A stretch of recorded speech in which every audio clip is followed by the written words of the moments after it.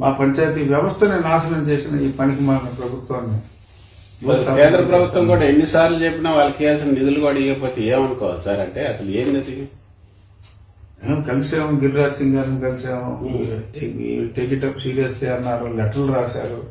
అది ఏమైంది అని కూడా ఆయన అడుగుతున్నాడు తప్ప అక్కడేమీ కావట్లేదు. అదే మీరు రాకముందు నేను చెప్పింది ఏంటంటే, ఈ వ్యవస్థ నిర్మాణంలో ఇంత కన్నాలేసే వాళ్ళు ఉంటారని ఎక్స్పెక్ట్ చేయలేరు. అంటే ఇప్పుడు మార్చాలి రాజ్యాంగం మళ్ళీ, అంటే విధి విధానాలు అంటూ చెప్పారు కానీ ఆ చెప్పిన విధి విధానాన్ని ఇంత దరిద్రంగా ఒక రాష్ట్రం వైలేట్ చేస్తే ఆ రాష్ట్రాన్ని ఏం చేయాలి అనేది లేదు అక్కడ.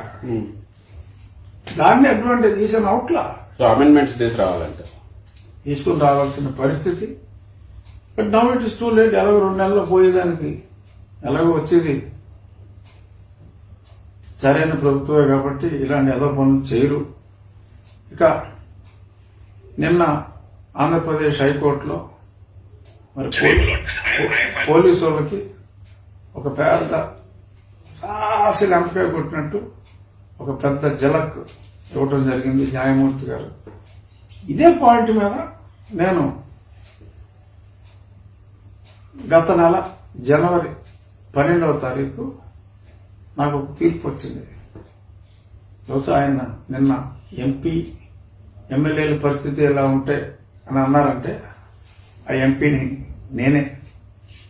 ఎందుకంటే నా కేసు ఇదే ఆంధ్రప్రదేశ్ న్యాయస్థానంలో వచ్చినప్పుడు దానికి కూడా ఈ పనికిమాలినోళ్ళు, ఈ దరిద్రులు, ఈ సన్నాసి ప్రభుత్వం, I'm two happy to say that. నేనేం బాధపడతా. ఎందుకంటే అరే సుప్రీంకోర్టు రూల్ ప్రకారం 41A గైడ్ లైన్స్ ఫాలో అవ్వండి అని అడగవలసి రావటమే దురదృష్టం. అంటే ఇంత పరిమాణంలో పోలీసు వాళ్ళు అంటే రూల్ లేదు, ఏమీ లేదు. పైన ఉన్న ప్రభువుల బూట్లు నాకటమే పనిగా పెట్టుకున్నారు కొందరు, అందరూ కాదు కొందరు. బట్ ఆ కొందరు అందరినీ శాసిస్తున్నారు ఆ పోలీసు వ్యవస్థని. భ్రష్టు పట్టించిన వాళ్ళు కొందరే. అటువంటి పరిస్థితులు వీళ్ళు దాన్ని అడ్డుకోవాలని చూశారు. మాకు టైం కావాలన్నారు, దాన్ని అడ్డుకోవాలని చూశారు. అయినప్పటికీ న్యాయస్థానం ఆ 41A గైడ్ లైన్స్ని తూచా తప్పకుండా ఫాలో అవ్వాలని అప్పుడు ఇచ్చారు.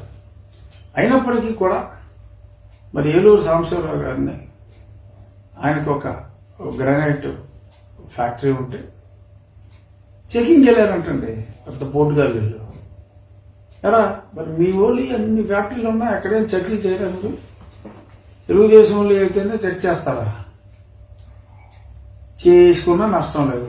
కానీ వీళ్ళు వెళ్ళారట, చెకింగ్ వెళ్తానట, వాళ్ళు కోఆపరేట్ చేయకుండా దాడులు చేశారంట. ఎందుకు చేస్తారండి? ఆ గ్రానైట్ రాళ్ళు నువ్వు చెక్ చేసేసుకుంటే ఒక గొమ్మలకి పోయింది ఉంటుందా? ఊరికే వెళ్ళటం, నా మీద దాడి చేశారని చెప్పి వీళ్ళు కేసు పెట్టి దాడి చేస్తే ఏముంది, అది నా బొక్కలో కేసారు. హత్యా ప్రయత్నం 307 కాదు కదా. అంటే నాన్ కోఆపరేషన్ ద్వారా ఏదో నిరసన తెలియజేసినట్టుగా ఏ సెక్షన్లు పెట్టారు. అన్ని బిలో 7 years సెక్షన్లే.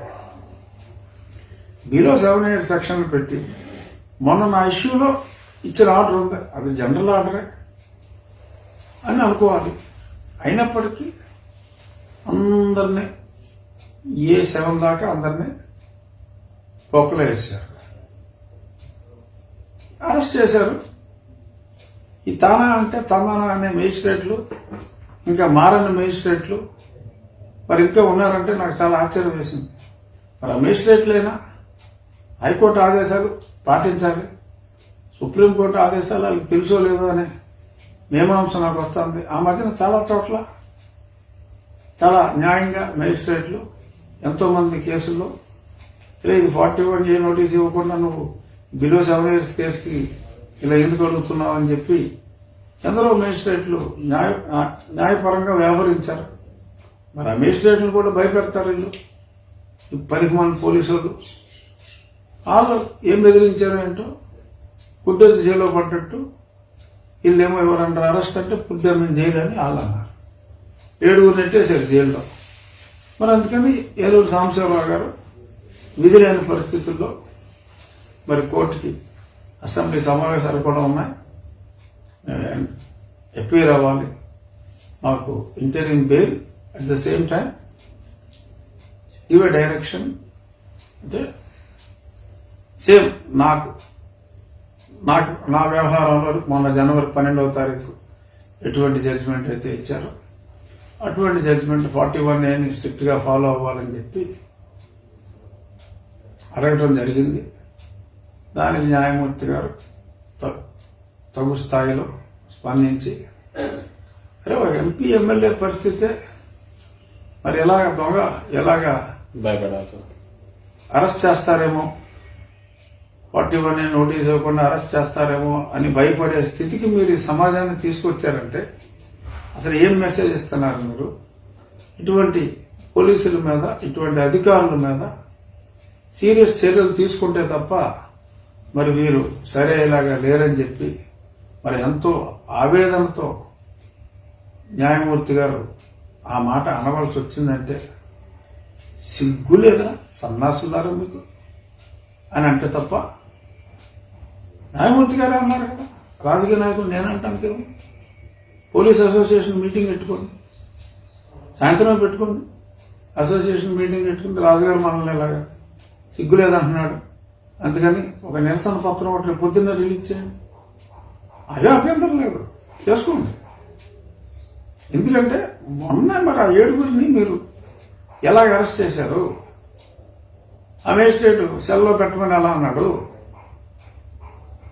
ప్రజల తరఫున అడుగుతున్నా, యాజ్ ఏ ప్రజాప్రతినిధిగా ఇష్టమేనా చట్టాన్ని మీ చేతిలోకి తీసేసుకుంటారా? ఎవడో ఇన్స్పెక్టర్ వెళ్ళి మేము వెళ్తే మమ్మల్ని కోఆపరేట్ చేయలేదు, ఏదో చేయలేదంటే నోటీస్ ఇచ్చి ఎంక్వైరీ చేయరా? తీసుకెళ్లి బొక్కలు పెట్టేటువంటి తీసుకెళ్లి బొక్కలో పెట్టేస్తావా? అదో కేసా? నోటీస్ ఇచ్చి పిలు, డీటెయిల్స్ తీసుకో, ఎవిడెన్స్ కలెక్ట్ చేయి, అంతేగాని నీ ఇష్టం వచ్చినట్టు నీ పైన అడగడం పనికి మనలో పోరంబో కూడా చెప్పాడని చెప్పి తీసుకెళ్లి బొక్కలు వేస్తారా? యూజ్లెస్ ఫెలోస్ అని ప్రజలు ప్రశ్నిస్తే మీ పరిస్థితి ఏంటి? ఎందుకు ఇలాంటి నిక్షేపణలన్నీ చేస్తున్నారు?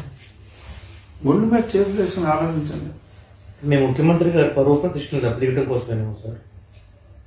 ఏమో మరి ఆయన పరువు ప్రతిష్టలు దెబ్బతీయటం కోసం మరి పోలీసులందరూ కుమ్మక్కై మరి ఇలా ఏదో పనులు చేస్తున్నారా తెలీదు. ముఖ్యమంత్రి ఆలోచించుకోవాలి. మరి ఇలాంటి దిక్కుమాలిన పనులు చేసేవాళ్ళని సస్పెండ్ చేయాలి. అసలు సీఎంఏ 41 నోటీస్ ఇవ్వకుండా ఎవరిని అరెస్ట్ చేయకండిరా అని ఆ రఘురామరెడ్డి ద్వారానో ఇంకెవరో ఆంజనేయులు గారి ద్వారానో తెలియజేస్తే బెటర్.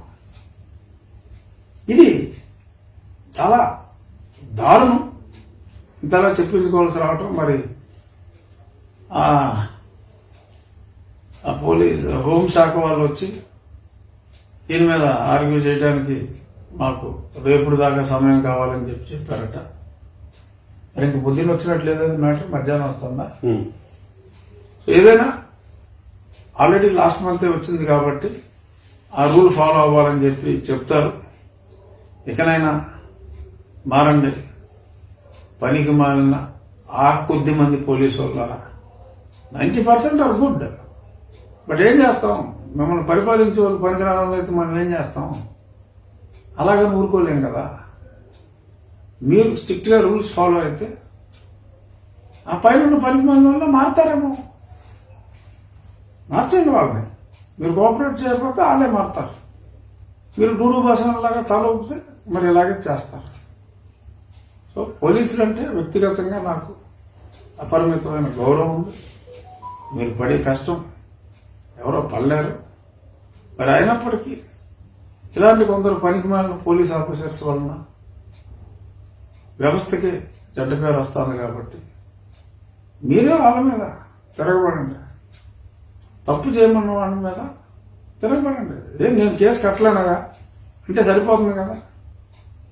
పోనీ పొరపాటున ఏ పనికిమాలిన పోలీసు తీసుకొస్తే కనీసం ఆ మేజిస్ట్రేట్ వ్యవస్థలో అయినా సరే మరి వాళ్ళైనా చూసుకోవాలి. ఇది 41 నోటీస్ ఇచ్చావు, ఇది బిలో 7 కదయా అని ఎందుకు మాట్లాడరు? అటువంటి మేజిస్ట్రేట్ల మీద కూడా హైకోర్టు చర్య తీసుకుంటే, ఇవాళ నిన్న పోలీసు అధికారుల మీద చర్యలు అని అన్నారు కాబట్టి న్యాయమూర్తి గారు, అదే న్యాయమూర్తి గారికి నా విన్నపం ఏంటంటే, ఇలాగా ఎదవ పనులు చేసి తీసుకెళ్ళి అరెస్ట్ చేయమని అడిగే ఈ పనికి మాలిన పోలీసుడికి మీరు ఏ శిక్ష విధిస్తారో కళ్ళు మూసుకొని రిమాండ్ ఇచ్చే మేజిస్ట్రేట్కి కూడా మీరు ఒక మెమో ఇస్తే ఇంక ఏ మేజిస్ట్రేట్ తప్పు చేయడు. ఈ ఎవరు మారినా మారకపోయినా అక్కడ ప్రొటెక్షన్ దొరుకుతుంది కాబట్టి ఇండైరెక్ట్ గా అలాగైనా ప్రొటెక్ట్ చేయండి.